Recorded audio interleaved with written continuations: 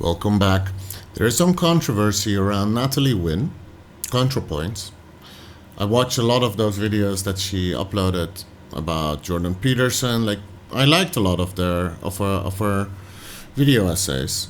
And when the genocide started, people started checking her Twitter account to see if she's saying anything about it. But let's see. There's some controversy now.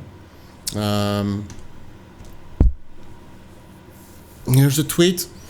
She quote tweeted the incorruptible one, and he or she is saying this is anti-Semitic, an anonymous account it seems. This is anti-Semitic, right? I mean, it has nothing to do with Israel per se. It's something related to Judaism, not Zionism. This is anti-Semitic, right? All right, let's go. So the repeating it, yeah, kind of lame, I have to admit. It's just you're leaning into it. Just say it is. You're not doubting whether it is or not, right? You think it is. Just call it out as being anti-Semitic. Yeah. So let's watch the video. Every president not named JFK. The prayer wall in Jerusalem, Israel. Every president not named JFK, so all the other presidents have done this. We've seen the footage, right, where they go to the wall, they put the hat on their head, and they kiss the wall and pray at the wall, even though they're not Jewish, right? And then he ends up kissing it. All right, so it does have something to do with Israel. The wall is in Jerusalem, which is inside Israel, so it's directly linked to Israel. So to claim that it has nothing to do with Israel is kind of stupid, extremely stupid maybe. It's related to Judaism, not Zionism.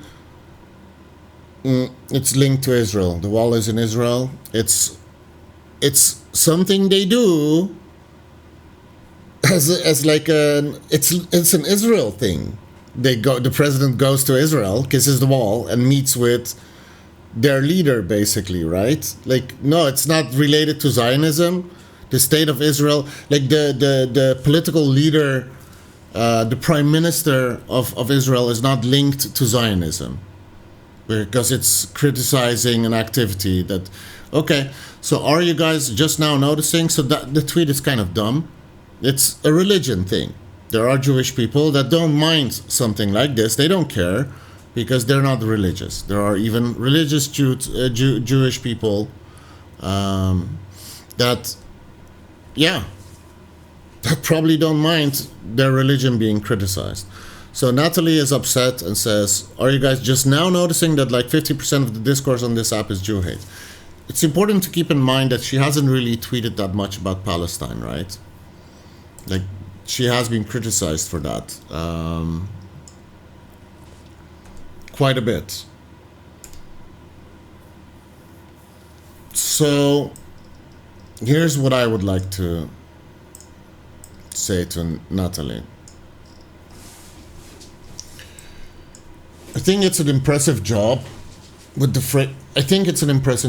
framing, though it's clearly dishonest.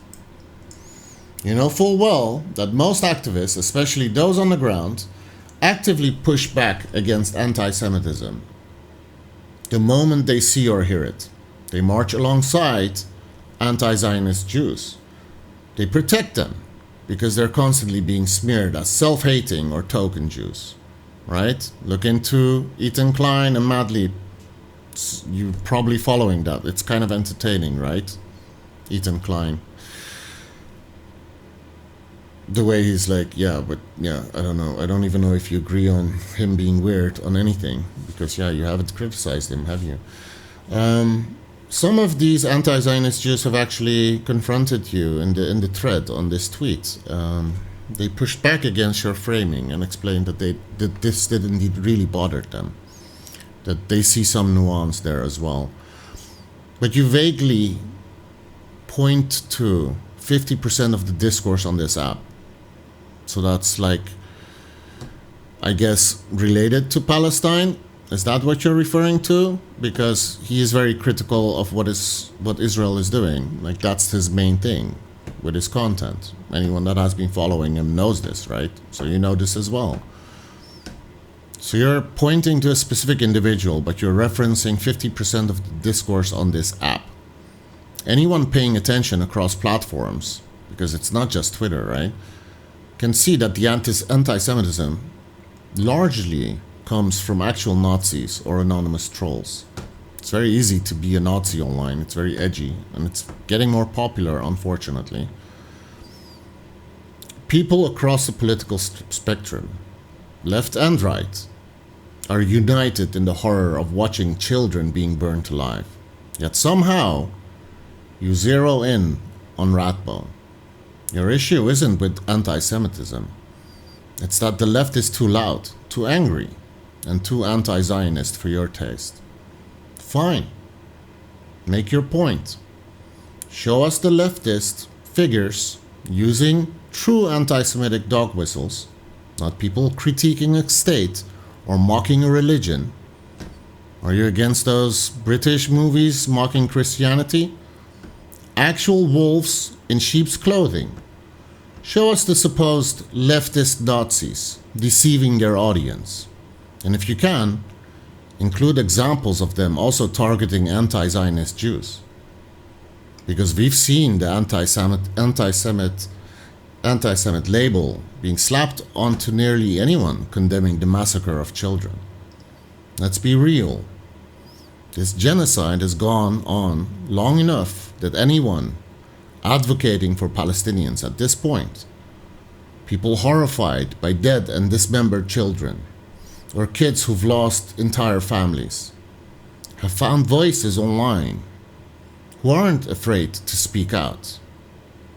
You don't even need to watch the videos, the horrible videos. The numbers speak for themselves.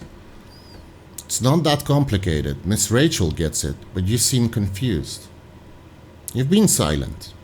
You could have made a video. Instead, you said you guys wouldn't like it and left it at that. Even surrounded by death, you chose comfort. You avoided the videos. You ignored the numbers. Numbers, by the way, that exclude the missing. A 1-minute search could have told you that. The people condemning child killing aren't going to judge your silence based on aesthetics or analysis. They'll notice your framing, your evasions, your selective outrage. And yes, it will probably be a bad video, but not because you suck at making videos. It's because your stance on this is just objectively bad. And it's already showing. Like many others, I once thought you were a brilliant video essayist. You did seem kind. I shared your work with people who otherwise never would have seen it. But I regret that now. We might still agree on stuff like Cringe, the alt-right, trans rights, Jordan Peterson, but we part ways at children being burnt alive. We are not the same.